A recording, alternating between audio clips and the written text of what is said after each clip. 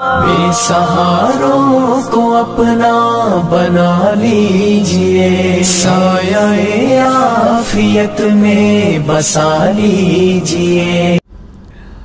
تو اسی ٹاپک سے ریلیٹڈ انشاءاللہ میں آج ڈسکشن کروں گا، اور یہ صرف ڈسکشن نہیں ہوگی بلکہ ایک کاؤنٹر نیریٹو ہوگا، جوابی بیانیہ ہوگا، تاکہ مستقبل میں بھی جو اس قسم کے واقعات آئیں گستاخانہ فلموں کے اعتبار سے یا کارٹونز کے اعتبار سے، ان کے اوپر مسلمانوں کو کیا لائے عمل اختیار کرنا چاہیے۔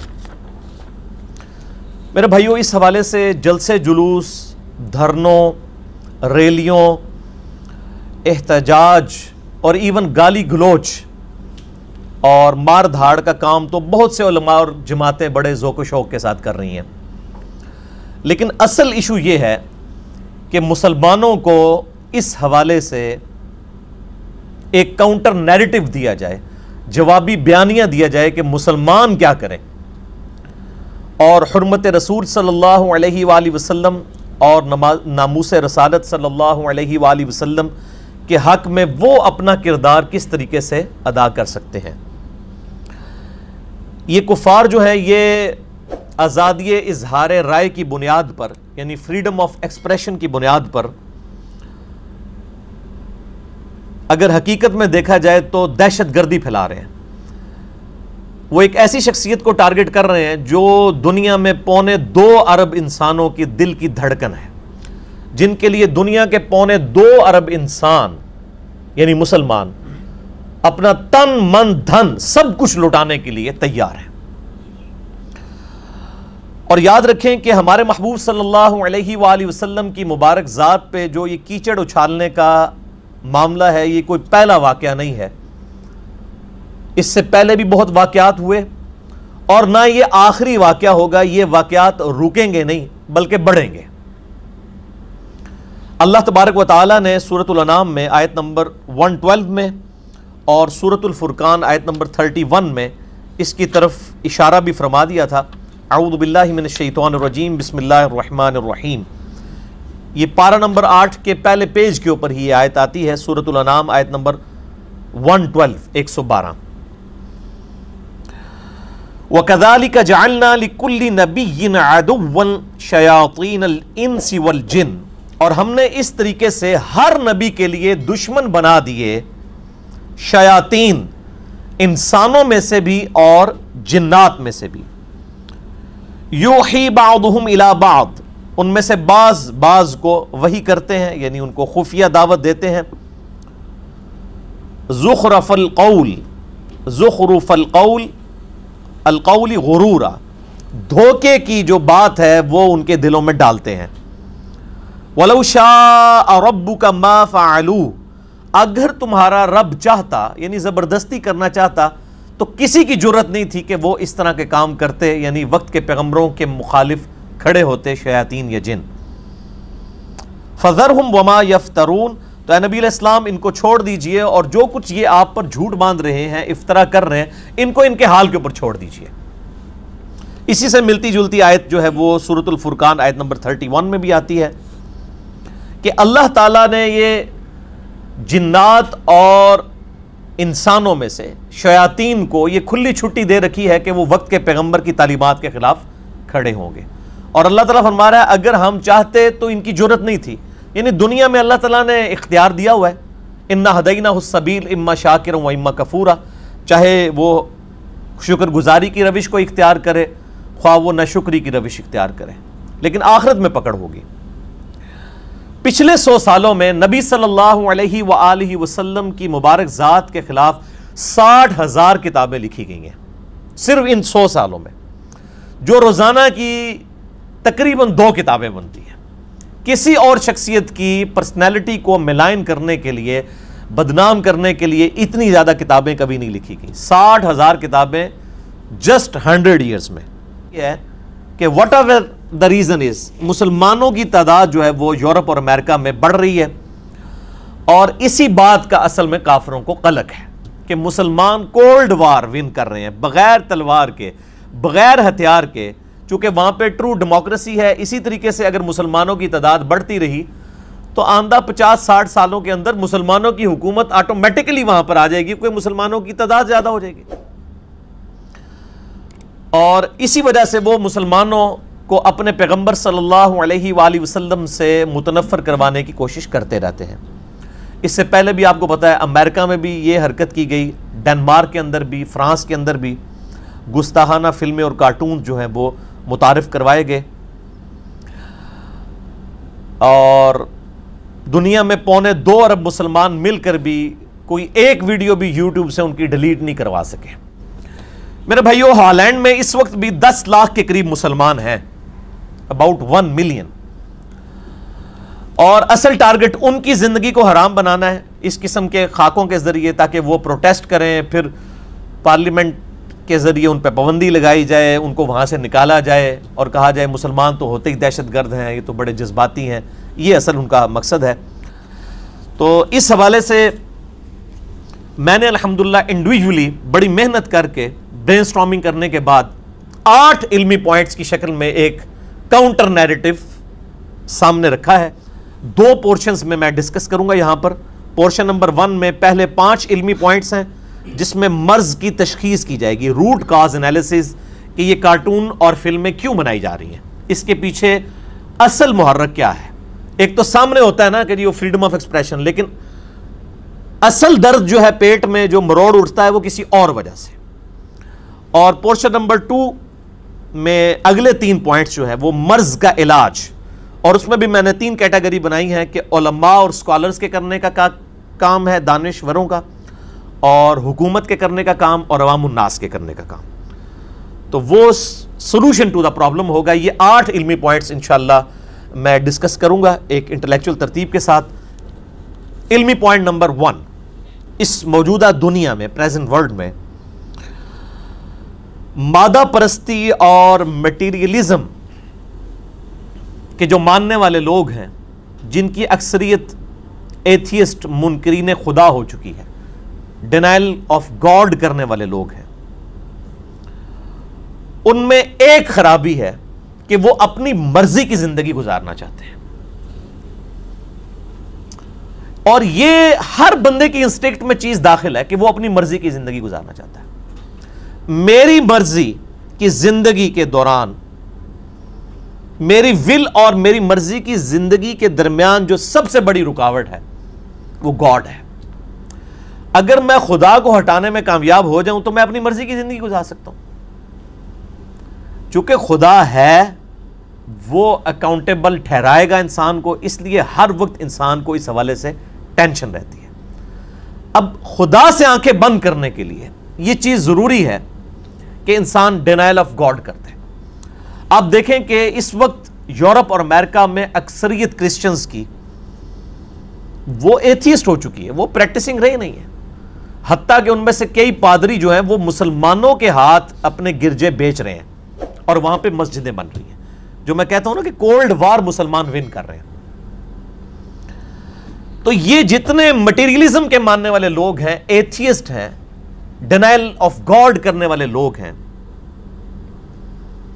ان کو سب سے بڑا پیٹ میں مروڑ یہ ہے کہ اسلام is the only practicing religion on the face of earth. اس دنیا پہ اسلام ہی واحد دین ہے، یا مذہب بھی کہہ لیں کسی معنوں میں، جو پریکٹس کیا جاتا ہے، جس پہ لوگ چل رہے ہیں۔ آج کے اس پرفتن دور میں بھی 40 سے 50 لاکھ 4 to 5 ملین لوگ ہر سال حج کرتے ہیں، کروڑوں لوگ خدا کے سامنے جھکتے ہیں، الحمدللہ۔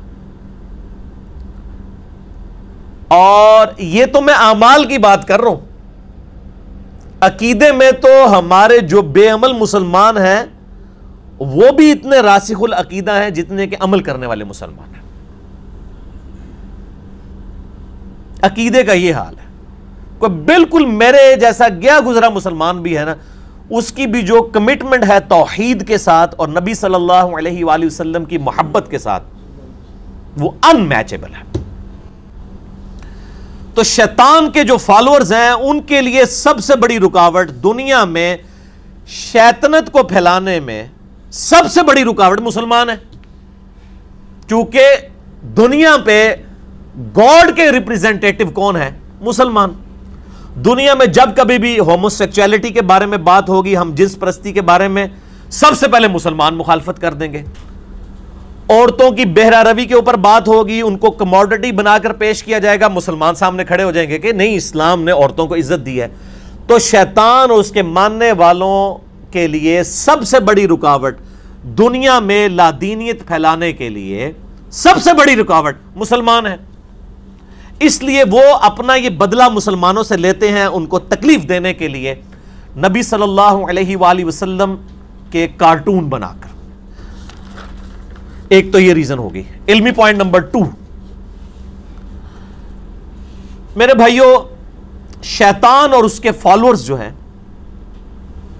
ان کی اسلام دشمنی کی ایک بڑی وجہ یہ بھی ہے کہ یورپ اور امریکہ کی جو بہرہ روی کی زندگی ہے، اس سے متنفر ہو کر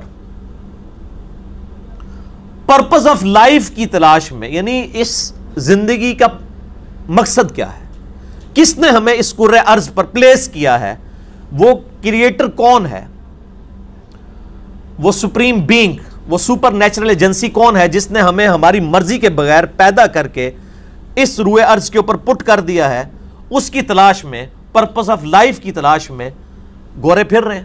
آپ کو پتہ ہے وہ تو ہر چیز عقل کی بنیاد پر لے کے چلتے ہیں. اور آج کل تو یورپ اور امریکہ میں سب سے بڑا کوسچن یہ ہے کہ کس نے ہماری مرضی کے بغیر ہمیں پیدا کر کے یہاں پر فیس آف ارتھ کے اوپر بھیجا ہے اور کس مقصد کے لیے بھیجا ہے.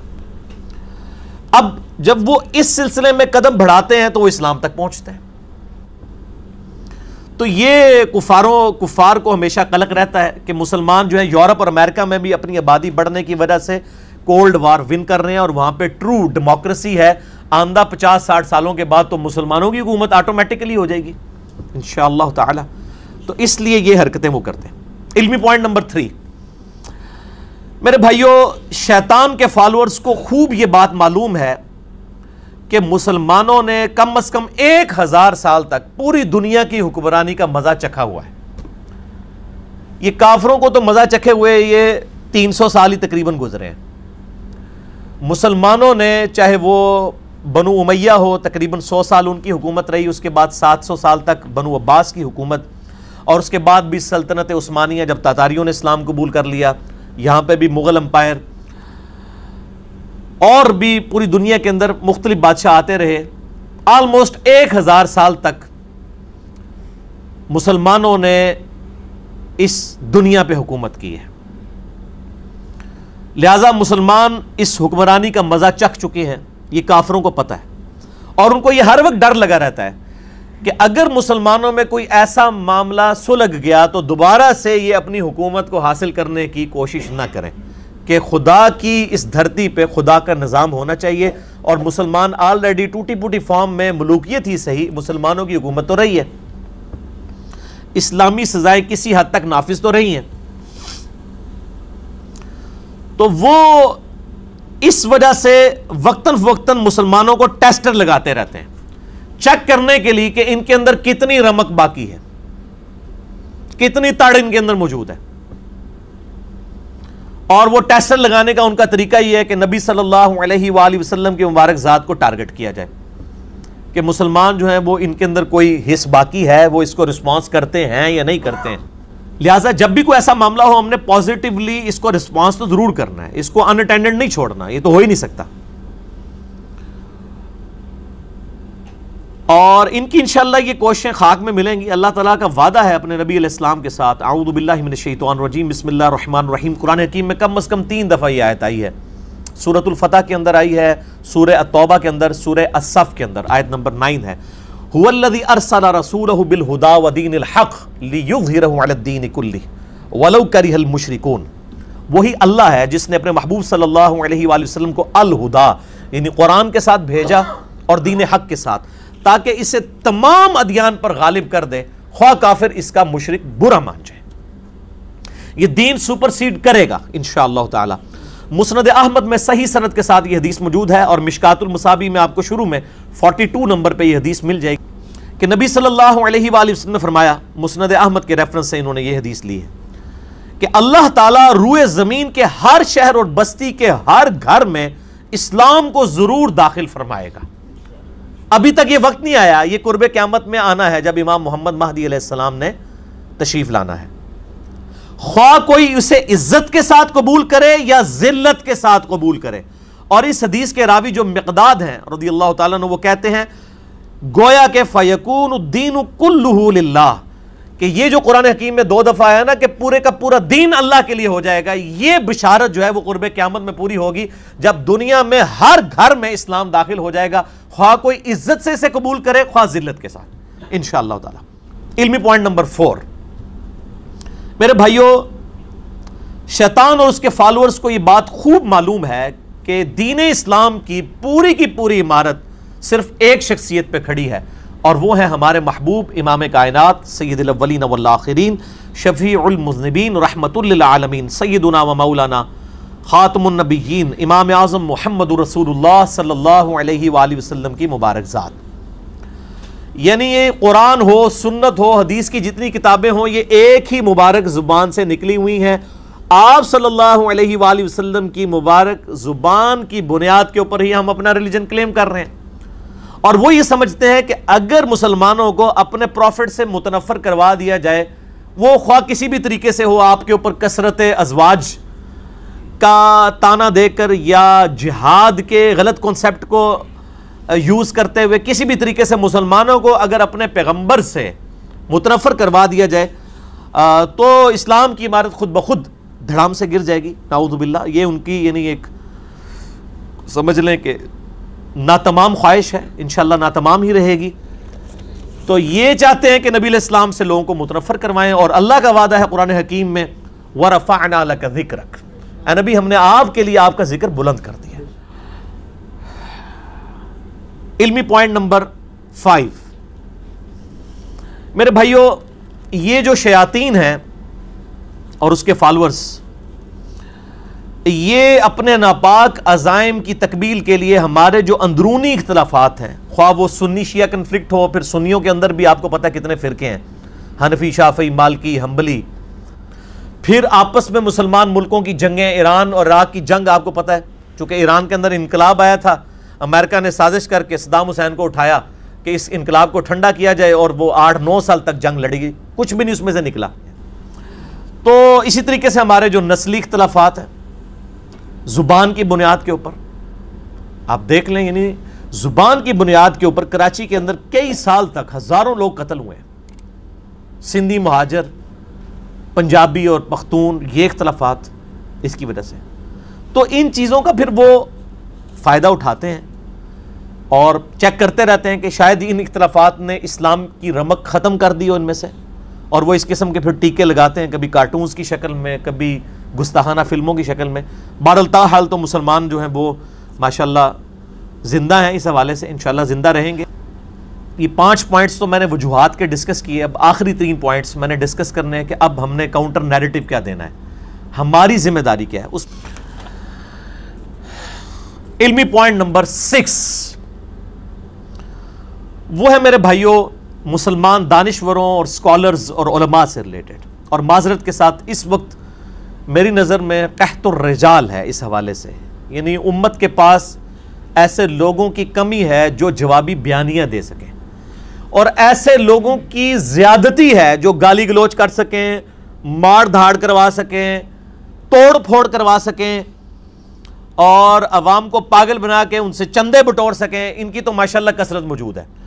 اب ہماری ذمہ داری یہ ہے، جو لوگ کم از کم یعنی ایک ڈرائیونگ سیٹ پہ بیٹھے ہوئے ہیں، جو لوگوں کو دین سکھا رہے ہیں، کہ وہ کافروں کے اعتراضات کے علمی جوابات دیں. جذباتی ایموشنل ڈاکٹرائن نہیں ہونی چاہیے، بلکہ علمی ڈاکٹرائن ہونی چاہیے. دلائل کی بنیاد کے اوپر کافر جو اعتراضات اسلام کے اوپر یا نبی صلی اللہ علیہ وآلہ وسلم کے اوپر کرتے ہیں، ان کے علمی جوابات ہمارے پاس ہونے چاہیے. کیونکہ دور اب سوشل میڈیا کا ہے، آپ عوام کو تھپکی دے کے سلا نہیں سکتے، نہیں جی وہ تو ہے ہی کافر ہیں، سازش کر رہے ہیں. وہ جو اعتراض کرتے ہیں آپ اس کا علمی جواب دیں. اس وقت کافروں کو بتانے کی ضرورت ہے کہ یہ جو آپ نے پلی لی ہوئی ہے نا فریڈم آف ایکسپریشن کی، کہ آزادی اظہار رائے کی بنیاد پہ ہم کسی بھی شخصیت کو ٹارگٹ کر سکتے ہیں، یہ فریڈم آف ایکسپریشن یہ دیا ہوا ہی اسلام کا ہے. اسلام اس دور جدید کا خالق ہے. اسی ٹاپک کے اوپر ایک کتاب بھی لکھی ہے مولانا وحید الدین خان صاحب ہیں انڈیا کے. مجھے ان سے کئی معاملات میں اختلافات بھی ہیں, لیکن یہ ان کی بہت بڑی ایفرٹ ہے. یہ جو ان کی کتاب ہے اسلام دور جدید کا خالق ہے, اور ایک انگلش میں بھی کتاب آئی ہے دا گاڈ ارائزز, خدا ابھرتا ہے. اس میں انہوں نے واقعی یہ ٹروتھ ریویل کیا ہے کہ یہ جو دور جدید میں فریڈم آف ایکسپریشن کا خالق اسلام ہے, اسلام کے آنے سے پہلے فریڈم آف ایکسپریشن ہے ہی نہیں تھا. اور یہ فریڈم آف ایکسپریشن اسلام نے جہاد اور قتال اور تلوار کے زور پہ حاصل کیا ہے, جو سمم بونم ہے اسلام کا, ہائیسٹ گڈ آف اینی فلسفی. ایمینول کانٹ کی فلسفی میں اسے کہتے ہیں سمم بونم. یہ اسلام نے سمم بونم کے ذریعے, قتال کے ذریعے رومن اور پرشین امپائر کو جو اکھاڑا ہے, تب فریڈم آف ایکسپریشن لوگوں کو ملا ہے. یہ اسلام کی دین ہے. مذہبی جبر ختم کیا اسلام نے. اسلام سے پہلے جو جو بادشاہ ہوتے تھے وہ اپنی عبادت کروایا کرتے تھے. لوگ وقت کے بادشاہ کو سجدہ کرتے تھے, فرعون سجدے نہیں کرواتا تھا.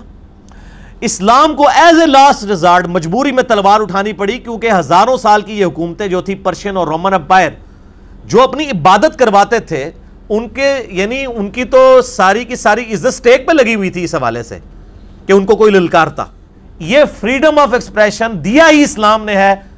اس کو یعنی اس کے بارے میں یہ کہنا کہ یہ فریڈم آف ایکسپریشن ہے کہ آپ ان ہستیوں کو ٹارگٹ کر کے ان سے علمی اختلاف کریں, ہم جواب دیں گے. نبی علیہ السلام سے بھی آپ علمی اختلاف کریں, قرآن تو کہتا ہے, کئی جگہ قرآن کہتا ہے فَأْتُوا بُرْهَانَكُمْ إِن كُنتُمْ صَادِقِينَ, سچے ہو تو دلیل لے کر آؤ.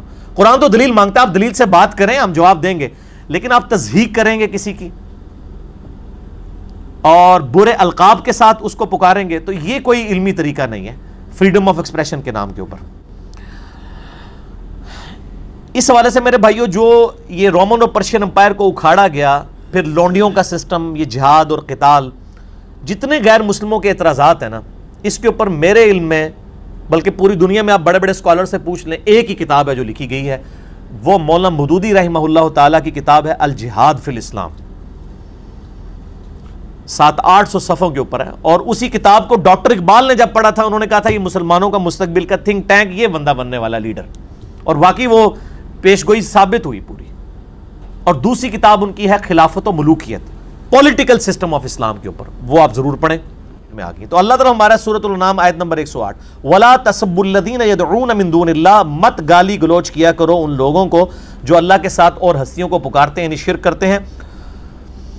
فَيَسُبُّ اللَّهَ عَدْوًا بِغَيْرِ عِلْمٍ, کہیں ایسا نہ ہو کہ وہ دشمنی میں اللہ کو گالیاں دینا شروع کر دیں بغیر علم کے. اور یہ ہو رہا ہے.